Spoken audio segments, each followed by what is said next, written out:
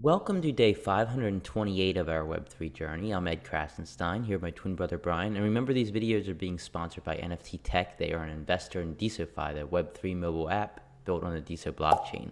So, Brian, there's not really too much going on in the crypto space today. It is Labor Day weekend here in the United States. But there is some news about NFTs being used for terrorism. Yes, so I mean this was bound to happen, but there's been one individual who is a terrorist sympathizer, uh, sympathizing with terrorists in the Middle East, and this first known non-fungible token NFT was created and shared by this person. It's come to light. Obviously, it's raising concerns that the immutable nature of the blockchain could be used to spread terrorist messages, terrorist propaganda. Obviously, that's not a good thing. This NFT in particular, which I'm not going to show here because I don't want to promote it. It was posted on OpenSea, but OpenSea immediately removed it. It also appeared on Rarible along with two other NFTs as well, but those have been removed since, I believe. The NFT was named IS News number 01. So IS as in Islamic State, ISIS.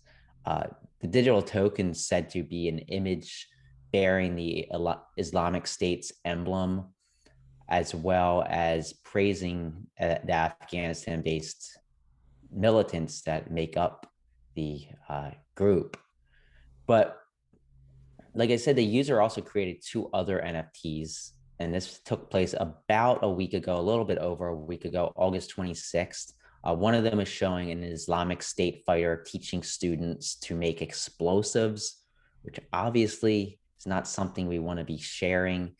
And the other is one, a little bit of a better message, and that's condemning cigarette smoking. I mean, this is like I said, it's bound to happen. I mean, there's going to be bad people trying to use technology for all sorts of purposes. Uh, and just like any other technology that's used for negative reasons, we just got to kind of stay away from it and figure out ways to prevent it if we can. Yeah, exactly. Well, it's good to see that OpenSea and others are taking it down.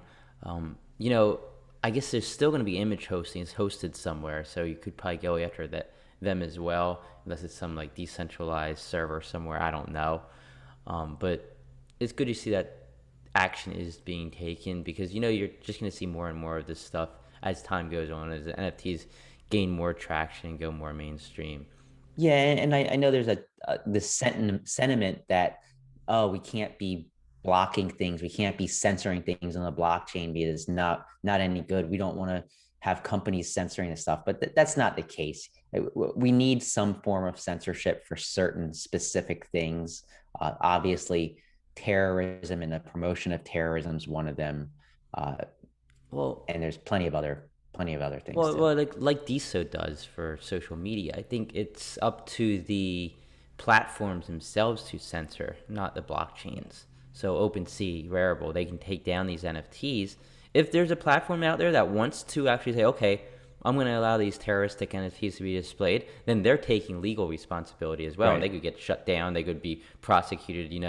Anything could happen to them. So it makes the actual node be responsible or the actual platform or app be responsible, not the individual blockchains. Exactly. The blockchain is actually a solution to some of these censorship matters. Because, like you said, if somebody wants to bring that up, then it's their responsibility. They're bringing it up. They can take the responsibility and the legal risk of doing that. But if somebody wants to censor it, then they can do that as well. And others can go elsewhere to see this stuff if somebody wants to bring it up, which hopefully nobody does. Yeah, exactly. So moving on to the DeSo blockchain, unfortunately, the DeSo conference has been canceled. They've been planning this for, I guess, over 6 months now, and it was going to take place in Ibiza, Spain, on between October 21st and October 23rd. A lot of members were planning on attending. I know Brian and I went back and forth on whether we could make it or not, depending on like the dates and times and our kids' school schedule. But it ended up having to be canceled. They said that it was canceled. One of the main factors was that they did not hear back from the core team members that they contacted. They reached out to them through many different means.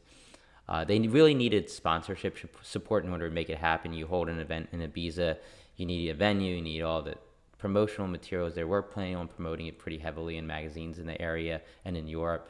So it didn't work out this year, unfortunately. I'm kind of sad to say that's the case, but they do believe that they can get this together and get it working. Maybe next year, maybe they end up smaller meetups in the meantime, and then have a bigger event once DeSo scales more, and maybe when the core team's willing to spend a little bit of money to hold some of these events.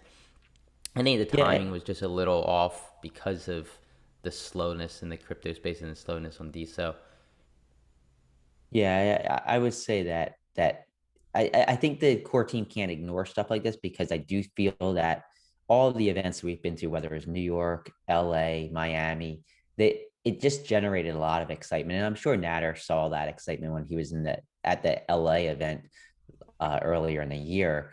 But I do think that it's a bad time right now. DeSo is working on a lot. Things are pretty dead at on DeSo right now, and they're trying to push that forward. So like having an event right in the midst of this slow period might not work out.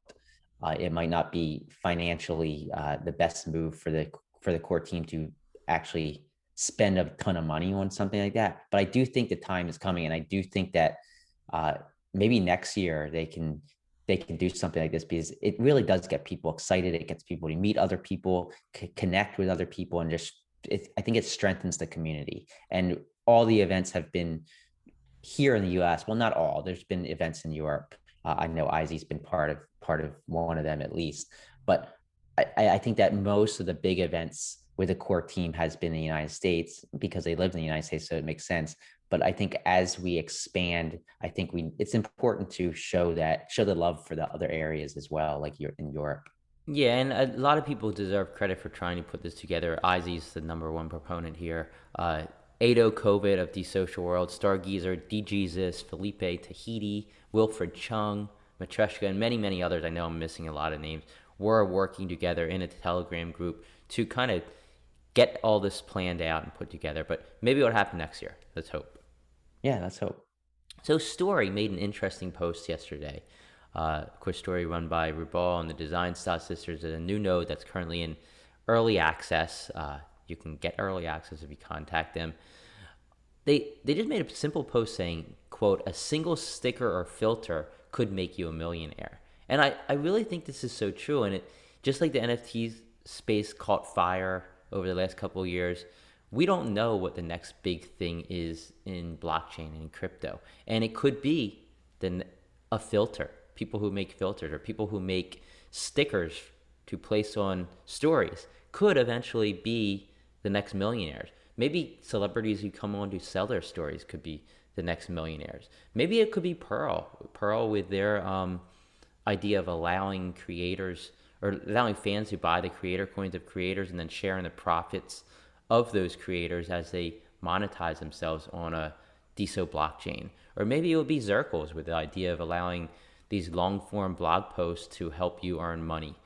There's so many other ideas. Maybe it'll be something that we just haven't thought of yet, or even anybody's thought of yet, that is built on a blockchain like DeSo. What's your Yeah, thoughts, and the bro? way I see it is like all these little pieces are coming together, whether it's Story or Pearl or Zirkles or D Social World with their posts to earn. All these little pieces are coming together to really make DeSo earnings juggernaut, or have the potential to be one when users start coming on board. So building your account now, if DeSo explodes, I mean, you're going to be well positioned to earn in several different ways. And this is so foreign to the traditional Web2 world, because in order to earn anything, you really have to have hundreds of thousands of followers, and then create like subscriptions on Facebook, or or link to outside sources to try and generate revenue. So I think DeSo definitely has a future if it can get the user base, because it's going to attract people and keep them around if they're making money through all these different channels. Yeah, exactly. So the top NFT bids over the last 24 hours, thanks to NFTZ, are as follows. So these people bid on the most NFTs on the DeSo blockchain. Uh, Miss Katie Ann, number one. She's up there a couple days in a row now. Vishnu Sularin, number two, followed by Vishal Gulia, La Big Mac, Studio Richards, NFT Pets, Shady Acres, Brian Drever, Chermislav Digdong, and Mobitoro. And these are the top diamond creators over the last 24 hours, according to our friends at Alton Base. These people earned the most tips via diamonds when their posts and replies on the DeSo blockchain in the last day. And they are as follows: Miami, Japan, Rihan Ri, M. Her, Miss Katie Ann, making both lists today. Ask the Audience, Shady Acres, also making both lists. ECOE, Our Pete, Mashalin, and Happy Rabbit. So congrats to all those people. Congratulations. And again, we're going to mention Miss Katie Ann. Today's events taking place on the DeSo blockchain. Thanks to Miss Katie Ann once again for providing us with the list. 2 p.m. Eastern Time on Entra is Mr. Triplet Presents Labor Day Special, Your Best Worst Work Stories. Again, on Entra. Actually, all of these events I'm going to mention are taking place on Entra. Just go to joinentra.com or go to Miss Katie Ann's profile for a Wait, direct here, link let me to. give a work story from us. Okay. We used to work at a liquor store back in the early 2000s during summers between our college breaks. And one day, I think it was Christmas Eve, a man dressed as Santa Claus came in and he went down an aisle and went to the bathroom just in the middle of the aisle. And one of the employees had to Number clean it up. two, right? Number two. Yep, number two. Pretty gross. Okay, go ahead.